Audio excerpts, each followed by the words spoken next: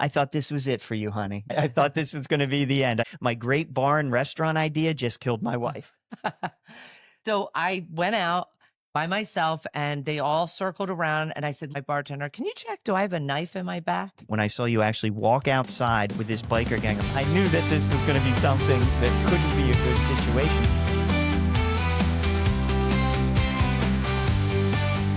We were out to dinner a few nights ago, and we were observing maybe 3 or 4 other couples at different tables. And the one thing we noticed is none of them communicated. They didn't talk with each other. I didn't get it. When we started to observe, it was like, wow, that one's not talking. That one's not talking. Right. It was like a game. And I think maybe if you're going out on date night and you're not comfortable or you're just used to going through the motions, maybe start asking questions to the person that you're with. If you start asking about them, people love to talk about themselves. You'll get a conversation going. I felt like they were either on their phones or they were just looking around, but they weren't really communicating with each other. And one of the purposes of going out with your significant other is to bond a little bit. Communicate. Yeah, talk with each other.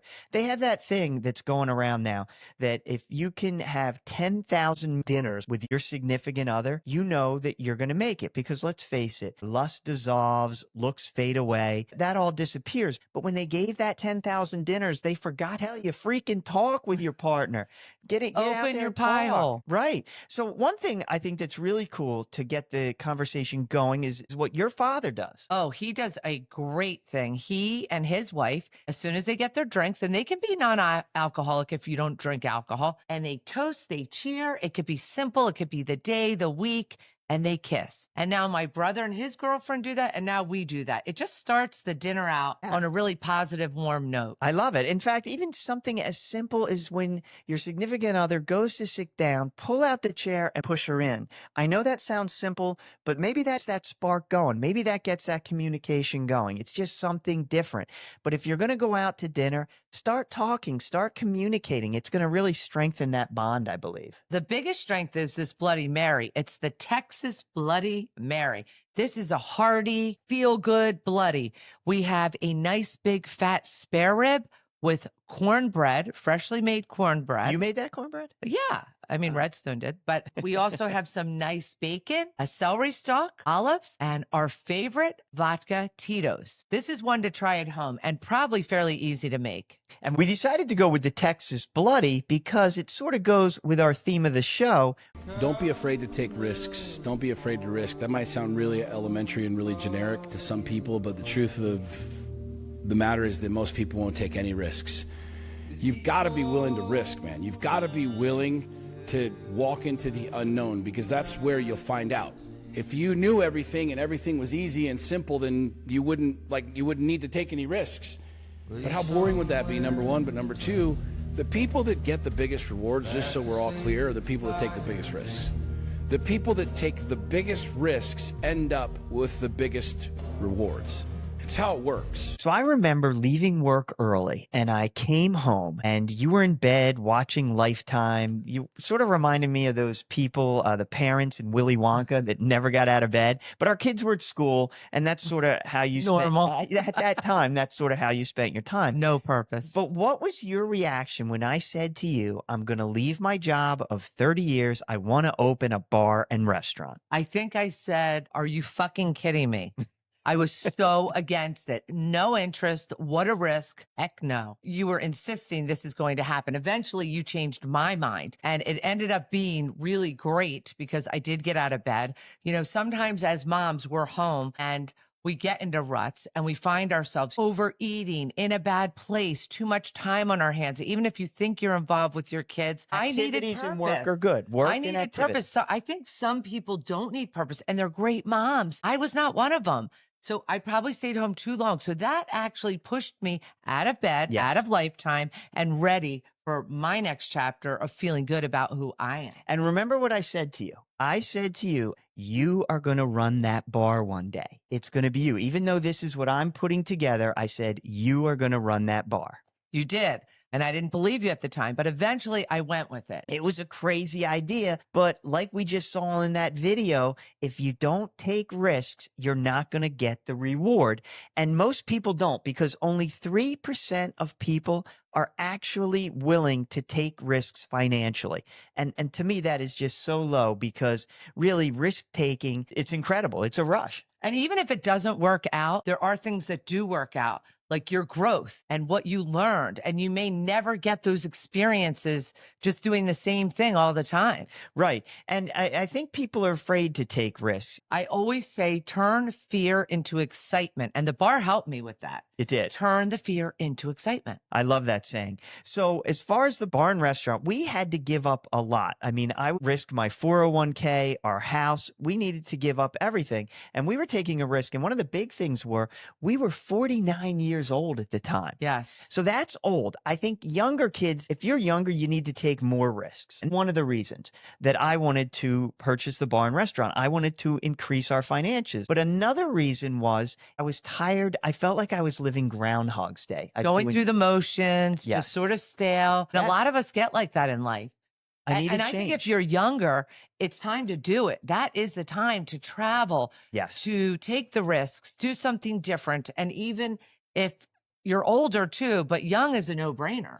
And I looked at it this way. Two of my inspirations, one was Ray Kroc, who started McDonald's when he was 52 years old. I mean, that was a huge risk, and he did the same thing. Oh, he was way more successful than we ended up being. Just a little. He made it. And then how about Colonel Sanders from Kentucky Fried Chicken? When he started Kentucky Fried Chicken, he was 65 years Yes, old. he was. And he was on Social Security already. So don't let age be a factor, no matter young or old. If there's a risk out there, if there's something you want to do, go out and do it. Be brave enough to do it. Yeah. If you don't try, you will never know. No. So we ended up taking our life savings, our 401k, even our house. So we risked just about everything to open this bar and restaurant. And a lot of times when you do something like that, you listen to other people. You listen to other people because they're going to tell you, you're crazy. Don't do that. It's Everyone stupid. has an opinion. Right. And your father, when we sat down and talked to him. I think I remember you were working at the time and went in and said, Bob, I'm leaving. Here's your notice. This is why. And I think he said, I wish you would have told me. I would have talked you out of it. And I think you said, I didn't want to be talked out of it. That's why I didn't, tell you. And Right. he said, whatever you do, don't get a partner. Yeah, the two things that I had, a partner, he said, don't do that. And he said, don't do a bar and restaurant, because he at one time was thinking of doing that. And his accountant said, you have 4 kids, don't do a bar and restaurant. Smart guy. But one of the reasons we had the partner was we figured the partner could compensate the time a little bit. Yes. Turns out that didn't happen. And our 2 kids ended up being at that bar and restaurant. More than we were. At like 3 in the morning. They loved it. They'd be like popping out of bed at 2 a.m. and be like, you're going back to the bar? Can we help you clean up? And we're like, sure. Come They on learned back with cleaning us. skills very young. So the bar restaurant business, I give anyone that owns that business a lot of credit. 'Cause Yes. we went in there knowing nothing about it. But the ones that do go in, if you have that business, I give you a ton of credit, because it is not an easy business. 8 hours, you're constantly dealing with people. It's got to be one of the And I hardest always businesses. say, now that we experienced it, overtip your servers. Even if you have a bad meal, just appreciate that you're with people. It's not always about the food. They're human. They're going to make mistakes. They're going to have an off night. Just try to not go off on that. And so the Texas Bloody was in today's show because the actual bar was called Tombstone Saloon and Grill. And we had a country western theme where every night there was line dancing. We had live country bands, and we weren't even country people. No, we didn't like country much at all years ago. We love it now. Yeah. But I think you were set on, we want to make it country. Right. And I remember we thought about the girls when we hired wearing the little Daisy Dukes and Yes. the country hats. And they looked amazing and they had great personalities and they really welcomed our customers in. And we had They a did. line dance instructor who was Yes. great. He came from Delaware and now he does this all over. But on a Thursday night, he would pack the place and most of the line dancers that came in would dance all night and drink water. So that didn't really help the bar so much. No, but financially, that didn't help No. one bit. was a bad scene, but it did create the whole country vibe. If you drove by, it looked crowded, and then the bar would eventually get crowded because it looked crowded from the line dancers. So it worked out well. And it was a country western bar 30 years before Yes. we had bought it. It had just run into the ground. The place was an absolute disaster. The roof was leaking. There were holes in the floors, in the walls. So we really had to refurbish the entire bar to get it going again. But I remember when we were working on it, people would come in and go, "Are you going to keep that country western theme?" That's what They really were was excited popular. about that. They were very excited. In fact, the bar, we bought that bar. You want to talk about a risk? We bought the bar and it didn't have a liquor license at the Who time does we that? bought it. That was freaking crazy. Yeah. And I remember we got to go out and find a liquor license because in our state, you have to find one that's existing attached to something else. Well, we got fortunate enough to find one that another bar and restaurant had closed down. It was a very unfortunate situation. The owner of that lost his wife in a duck boating accident in Baltimore Harbor during a bad storm. It went down. So he lost them. So here he had this liquor license. He didn't have the energy to have a bar and restaurant. And he was very excited to sell it to us. And we actually honored him on our opening night and his family who had passed away. And we put up a sign at our restaurant and bar where we got the liquor license to honor him. But that was another crazy thing. We didn't have a liquor license. No. So getting back to our bloody, because this reminds us of the bar. This is our Texas Bloody Mary with the big fat spare rib. Now, you want to say that twice because we already went over that once. But if you want to tell everyone, if you're that excited about this Bloody Mary and you want to tell everyone about it, you Did can. we really? I'm having deja vu. We did. Well, let's get back to the bar and restaurant a little bit. You talked about the Daisy Dukes, but we had some incidents too. For instance, the state police said to us, "You're opening a bar and restaurant. This particular area that you're opening has a lot of biker gang activities, and you're probably going to be approached, and they're going to ask if they can come in with their jackets on." And they said, "You can let them come in that way, but once they establish that this is their bar, they're going to start treating it that way." He recommended maybe tell them not to wear their jackets. Well, we did, but they still came in and they were fine. They were great. They drank a lot. They ate a lot. They did. I had an incident one night. Gary was home with the kids, and oh yeah, I thought this was it for you, honey. I thought this was going to be the end. I thought, here we go. My great bar and restaurant idea just killed my wife. So they were there eating, the music was playing, and a guy was a little tipsy that wasn't part of their group, and he bumped into them, and then I saw a little nodding, and they all went out. The guy left that was a little tipsy. I followed him out. Where was the other owner? He was in the kitchen. Okay, good. So I went out by myself, and they all circled around, and I said, "Leave that guy alone. You know, I'll call the police, blah, blah, blah." I went on this whole rant, and they were like, "We don't want any problems, Wendy." And then eventually our locals did come out. "Are you okay?" And I'm like, "Yes." And they eventually left. They were very nice, but you know, we had a few little words here and there. And then I walked in and I said to my bartender, "Can you check, do I have a knife in my back?"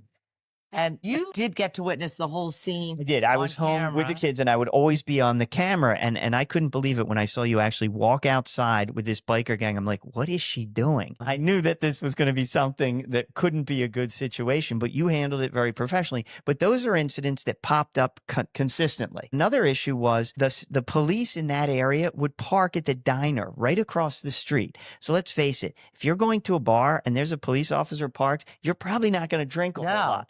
You have no interest. No. And that was one of the issues is people would come in and be like, "Well, there's a police officer right across the street. I'll take one drink and that's it." But luckily, that same police department, their head up, came to our place and loved it there so much. And he put an end to that. That was great. So that helped us. But eventually, unfortunately, the bar did close. I mean, our partner wanted out. And one of the reasons we really had a partner was to help us with the time that it takes to run a place like that. And so we had to end up closing. And that was embarrassing. Sometimes you don't know until you're in the situation if it's for you or not. So if you are, you know, shifting, taking a risk, you don't know till you get there. So you can still try it. It's worth it because, again, it didn't work out for us. And the growth that we had was ridiculous. I mean, if we didn't go through that bar, I'd probably still be in bed watching Lifetime. It got me up, out and about in the working world to have purpose again. You and I became stronger. We lost our house. We lost our KNC. And then you had to... we went bankrupt. The embarrassment of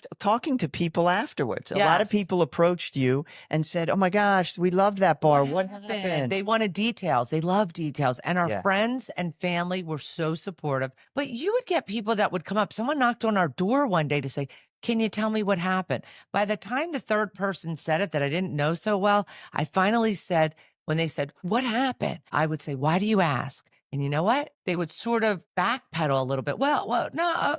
And they would stop. So that was a good line that I could use just so it would not continue because we were embarrassed at the time. Yes. But years later, it helped us. It helped us help other people. When we were in the car business, sometimes people do not have the best credit and they're embarrassed and they don't want to talk about it. And they'll say, well, I know you might not want to deal with me. And I said, listen, before you start, I just want you to know we had a bar, we lost our savings, we lost our house. And then they feel very comfortable.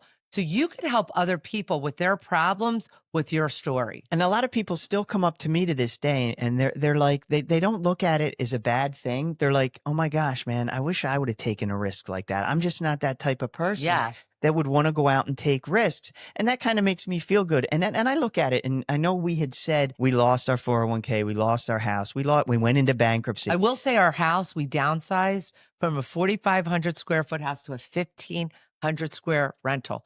We are happier in this house with less stuff, just less responsibility. We can live free. And our kids were always so great when we lost everything. They were younger and they never complained. They just did it. So it taught them lessons as well. Yeah, but and I look at it too. When you lose everything that has to do with financing, you're only losing 10%. We didn't lose the lessons we learned, our uniqueness, the things that make us, and those losses actually made us stronger people. And we learned from that. And that didn't take away who we are. Right. We're still the same people, only now we had a better experience in life that's going to help us move. And it really brought you and I together too. It did. I think we sometimes did when you get go closer. We did. When you go through things with your significant other that are traumatic, it brings you closer with them. And that was a good thing. You have to allow for it us. to. You have to work together when you're going through those situations. Keep communicating. It's going to be tough. There's going to be anger, tears, yelling, but it's okay. Go through it. Yeah, I think the two biggest blunders in our life, and I'm only calling them blunders so everyone can relate, but they really weren't, was the day that we ended up selling a house that we owned outright to move into a bigger home.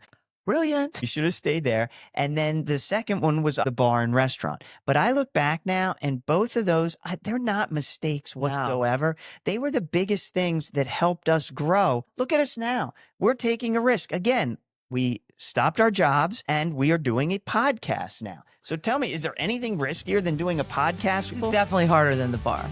Oh my gosh. I'll go back to the bar and restaurant anytime. You can fail at what you don't want. You might as well take a chance and do what you love. Have a great week. Mwah.